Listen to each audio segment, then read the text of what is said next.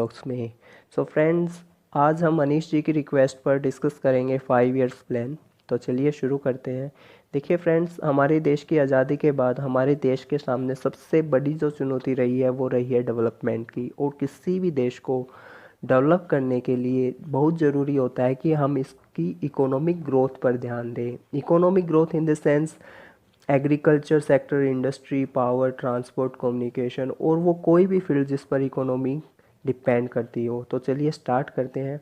तो इसी economic growth के लिए प्लानिंग कमीशन की एडवाइस दी गई थी एनपीसी के द्वारा। तो चलिए प्लानिंग कमीशन क्या है डिस्कस कर लेते हैं। वैसे तो हमने नीति आयोग वाले वीडियो में डिस्कस कर चुके हैं। एक ब्रीफ डिस्कशन देता हूँ ताकि आपको थोड़ा सा अंदाज़ा हो जाए। तो चलिए स्टार्ट करते हैं। प्लानिंग कमीशन, देखिए प्लानिंग कमीशन एक नॉन कॉन्स्टिट्यूशनल बॉडी है और जिसे एडवाइजरी बॉडी भी बोला जाता है। नॉन कॉन्स्टिट्यूशनल बॉडी का मतलब है जिसके बारे में कॉन्स्टिट्यूशन में कुछ लिखा नहीं होता।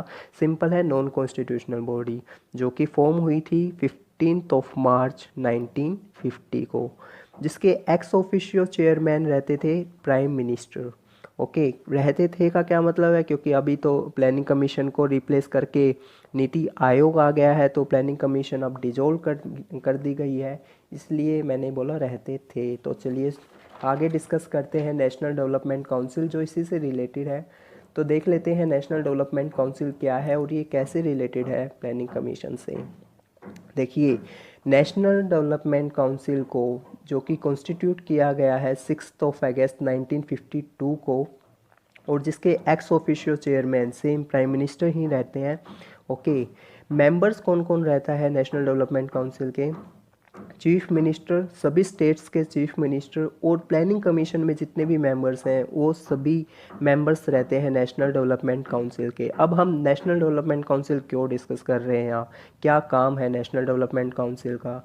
इसका काम है जो भी 5 इयर्स प्लान्स बनते थे उसकी अप्रूवल कौन करता था? नेशनल डेवलपमेंट काउंसिल अप्रूवल करता था, और ये कोऑर्डिनेशन बनाए रखता था between central and state government. तो ये था नेशनल डेवलपमेंट काउंसिल, तो जिसके लिए वीडियो है 5 इयर्स प्लान्स के लिए। तो चलिए अब हम वो डिस्कस कर लेते हैं।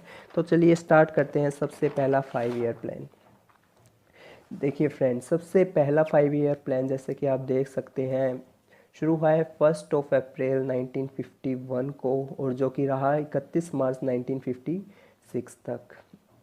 इसे हैरोल्ड डोमार मॉडल के नाम से भी जाना जाता है। तो सबसे पहली बात, क्या ऑब्जेक्टिव रहा है पहले 5 ईयर प्लान का? ऑब्जेक्टिव रहा है friends agriculture and irrigation. Okay, और मैं बता दूं इसके दौरान आपको अच्छी तरह से पता है हमारे पहले प्रधानमंत्री जवाहरलाल नेहरू थे। तो फर्स्ट 5 ईयर प्लान के दौरान जवाहरलाल नेहरू जी पीएम थे। ओके, तो देखिए क्या क्या ऑब्जेक्टिव्स रहे हैं और इसमें क्या क्या कंप्लीशन हुआ है, क्या क्या अकम्पलिशमेंट हुई है।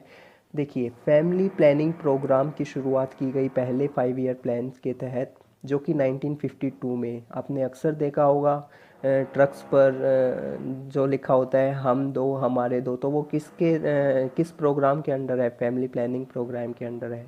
और इसके साथ साथ इंडिया जो है पहला नेशन बन गया था फैमिली प्लानिंग प्रोग्राम को अडोप्ट करने वाला वर्ल्ड में। तो ये एक इम्पोर्टेंट भी है, आप याद रख सकते हैं 1952 में जिसकी शुरुआत की गई है फैमिली प्लानिंग प्रोग्राम। और कौन कौन से प्रोजेक्ट्स रखे गए हैं वो है भाखड़ा नांगल डैम, जो कि सतलुज रिवर पर स्थित है, और जो है पंजाब और हिमाचल में। भाखड़ा नांगल डैम प्रोजेक्ट जो था इस पहले 5 ईयर प्लान के थ्रू बना है। दूसरा है हीराकुड डैम, जो कि उड़ीसा में स्थित है, महानदी पर स्थित है, महानदी रिवर पर स्थित है। और दामोदर वैली, जो कि दामोदर रिवर पर है, वेस्ट बंगाल में। तो ये था पहले 5 ईयर प्लान से रिलेटेड। अब हम डिस्कस करेंगे second 5 year plan. Second 5 year plan वाला पेज कहाँ गया फ्रेंड्स? एक मिनट। ओके, सो अब हम डिस्कस करेंगे सेकंड 5 ईयर प्लान। तो सेकंड 5 ईयर प्लान जो कि हुआ है 1956 से लेकर 61 तक। अब चलिए डिस्कस करते हैं सेकंड 5 ईयर प्लान, जो कि बेस्ड है कौन से मॉडल पर? पीसी महलनोबिस के मॉडल पर। पीसी महलनोबिस जो कि एक इकोनॉमिस्ट के जो प्रोफेसर रहे हैं, ऑब्जेक्टिव क्या था सेकंड 5 ईयर प्लान का? Heavy industry. तो चलिए देखते हैं कौन कौन से प्रोजेक्ट अकम्प्लिश किए गए हैं सेकंड 5 ईयर प्लान में। रूरकेला स्टील इंडस्ट्री है जो कि ओडिशा में है, जो कि सपोर्ट की गई है जर्मनी के थ्रू।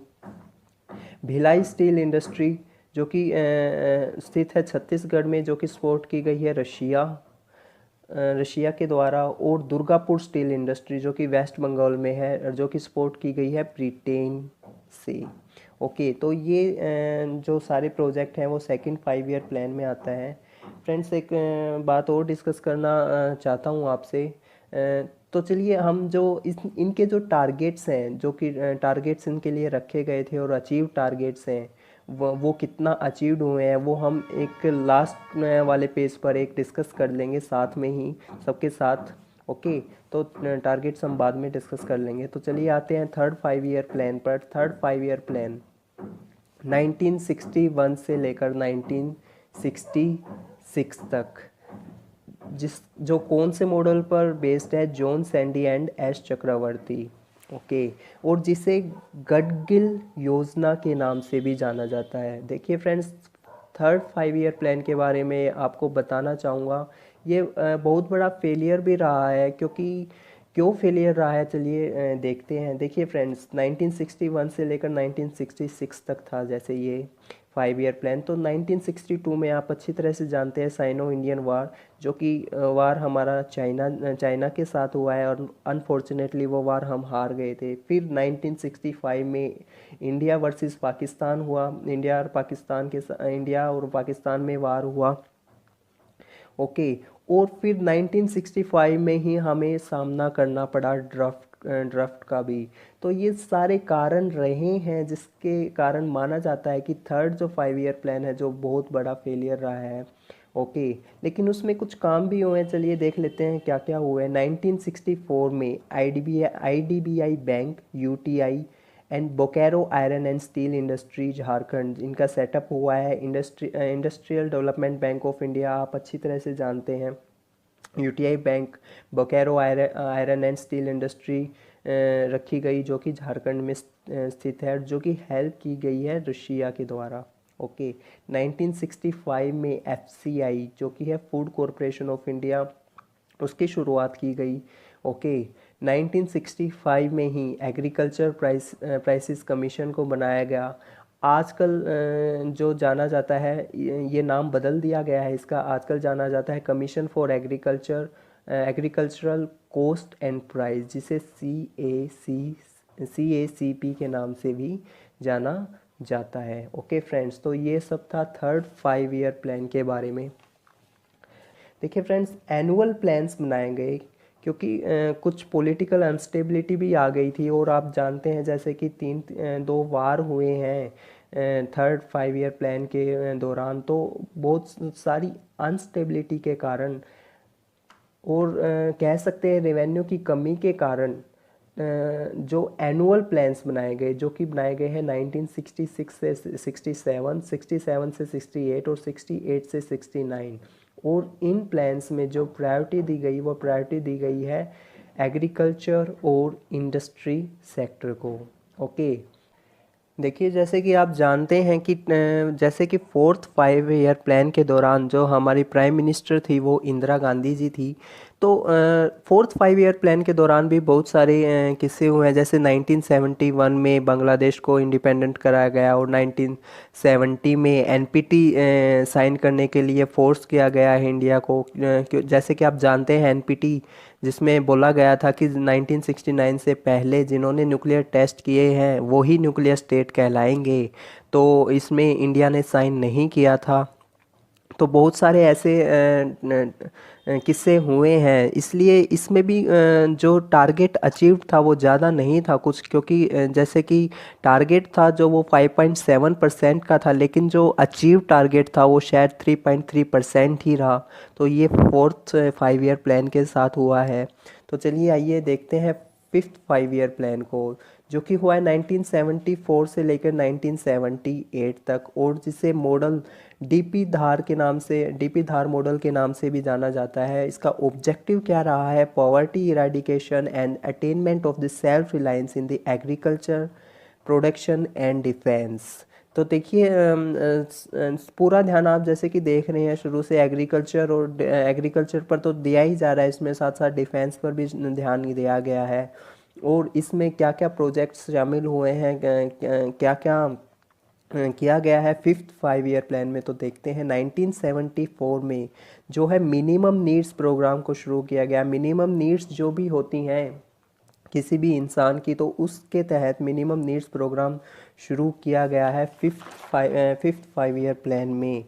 फिर 1975 में 20 पॉइंट प्रोग्राम की शुरुआत की गई इंदिरा गांधी जी की तरफ से, और 2 अक्टूबर 1975 को रीजनल रूरल बैंक की शुरुआत की गई, और 1977 में 78 तक फूड फॉर वर्क प्रोग्राम की शुरुआत हुई फिफ्थ 5 ईयर प्लान में। और आप अच्छी तरह से जानते हैं कि फिफ्थ 5 ईयर प्लान के दौरान 1975 में इमरजेंसी लगी थी, तो ये तो आपको अच्छी तरह से पता है। उसके बावजूद भी जो टारगेट था वो 4.4% का था, लेकिन अचीव्ड टारगेट जो था इसमें 4.8% का रहा। तो ये अच्छी बात रही है फिफ्थ 5 ईयर प्लान की।